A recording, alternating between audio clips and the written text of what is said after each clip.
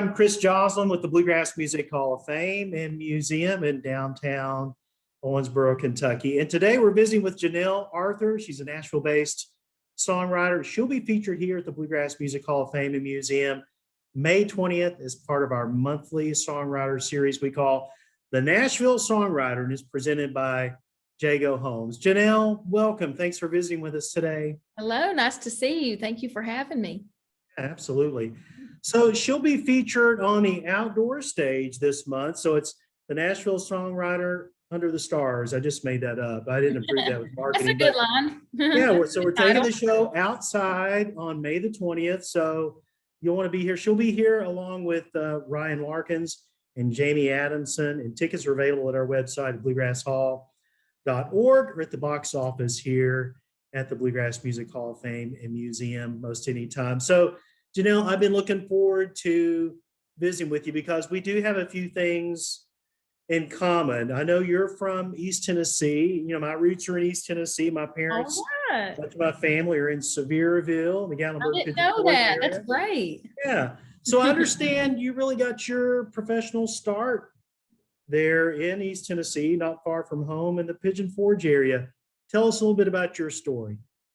Yeah, so I, of course, grew up in Oliver Springs, Tennessee. That's my hometown, not too far from Oak Ridge.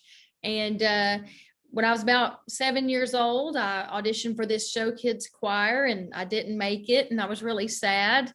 And my mom saw an ad in the Country Weekly about Dollywood hiring for their new season. And I think she read something about this new show they were going to have, and she called them and said, "Are you still needing a little kid in your show? Any kids in your show?" And they said, "Yeah, we're still looking for one little girl to portray a young Dolly Parton." And so she said, "Well, can my daughter come and audition?" And they said, "Sure." And I went and auditioned and got the role as Little Dolly in the show Paradise Road. And I was there for 3 years. Oh, wow. Little Dolly. Well, let me ask you this. Did you get to meet Dolly Parton? I did. I got to meet Dolly quite a few times. Yeah, I got a picture with her, and then I got to, got to see her, I guess, a couple more times, and then even got to hang out with her a little bit backstage. She had me sit next to her for a minute, and we had a good little conversation that I haven't really ever forgotten. So yeah, got to see her a few times.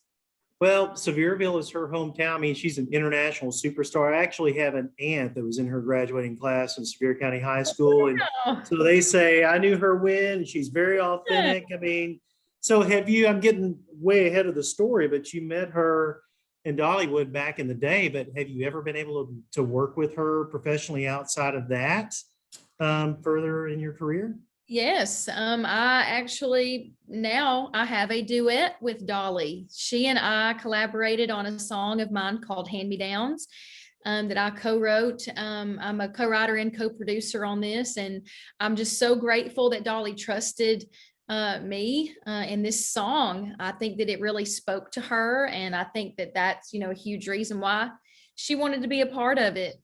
I wasn't thinking about Dolly when I wrote this song with my friend Emily Lynch, but I eventually just thought, I've got to get this song to Dolly. This feels like a song that she would love, and a song that almost feels like a modern day Dolly song. And I thought, wow, how am I going to get in touch with Dolly when she's Dolly Parton? And I remembered that I had a good friend that I actually met in the show all those years ago in Paradise Road named Steve Summers, and he now works for Dolly. And he shared the song with her, and she could have said, "Well, that was such a cute little song. You tell Janelle I'm just so proud of her." She could have said anything because she's Dolly, and we would have still loved her. I wouldn't have cared what she said. Just to know that my song went through her ears was good enough for me. And but she wanted to be a part of it. So it's a true duet, and it's called Hand Me Downs. Well, that's awesome. If I had to guess, Dolly, she wants to root on young artists, especially those from her neck of the woods. I mean, she had a big dream, and she was in your shoes, once upon a time, and she's been able to realize it. So it does my heart good to know that Dolly stepped up and collaborated with you. That's great. It was just the perfect storm of, just the best combination, I think, that made her want to be a part of it. Not only the fact that I was from East Tennessee, but that I I portrayed her as a child in the show. She had met me all those years ago.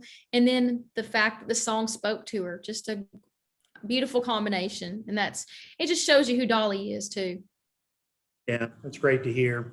Well, getting back to your story, fast forward, you had quite a run and a really great career Thank you. there in Pigeon Forge and in East Tennessee. And fast forward, at some point, it made sense for you to make the move to Nashville to chase your dreams. And that's where you got involved, among other things, with American Idol. And a lot of people know you from that show. Tell us about that experience and what that meant for you in your career at that point after you'd moved to Nashville.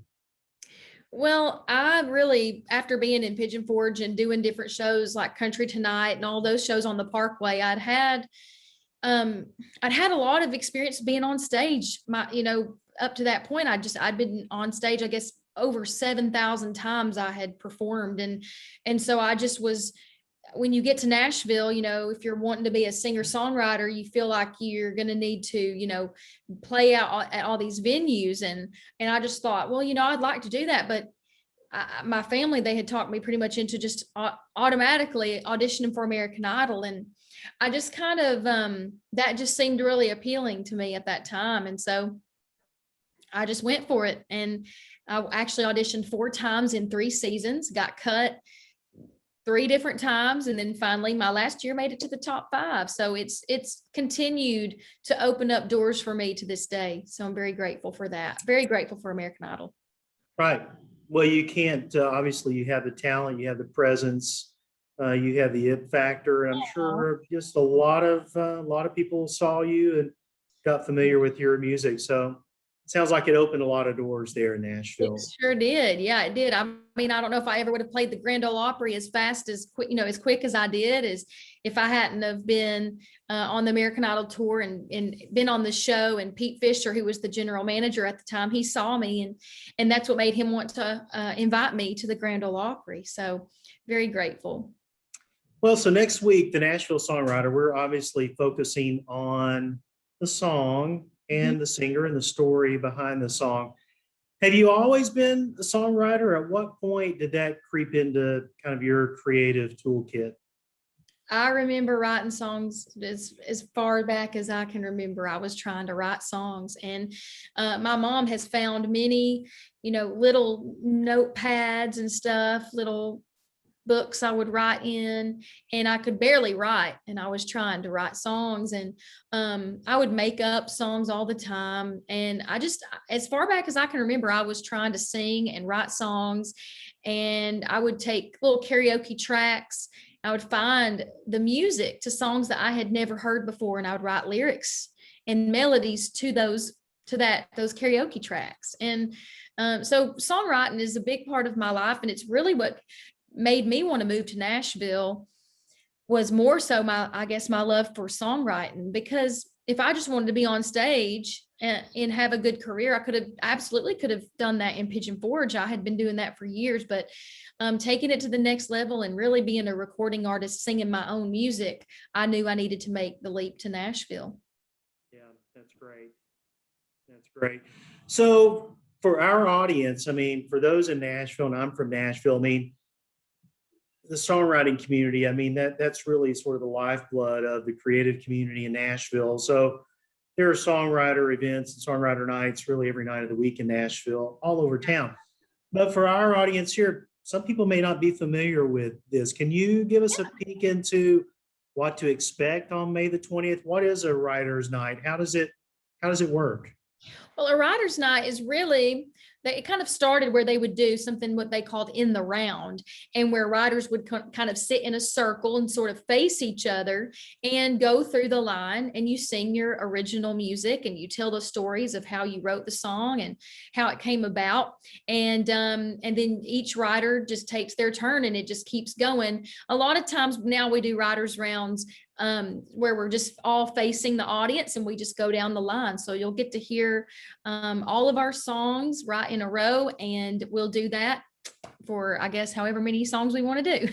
Yeah, so just round robin, and then I assume you might tell a little bit of the story behind the song, maybe the inspiration for the song.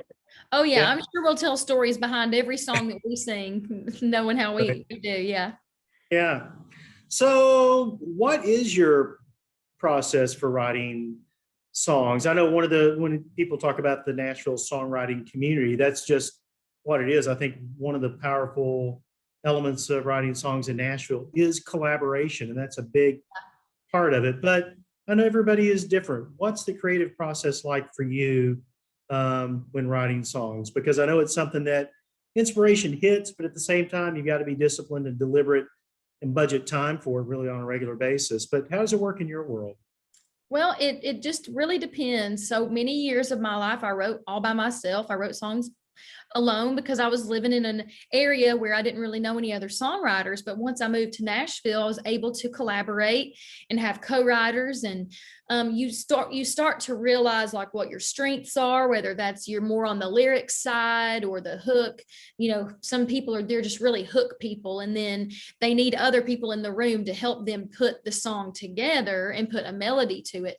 Um, I guess I do a little bit of everything, but I'm really big on melody and hooks, and either like a musical hook, sort of like a melodic hook, or the actual hook of the song.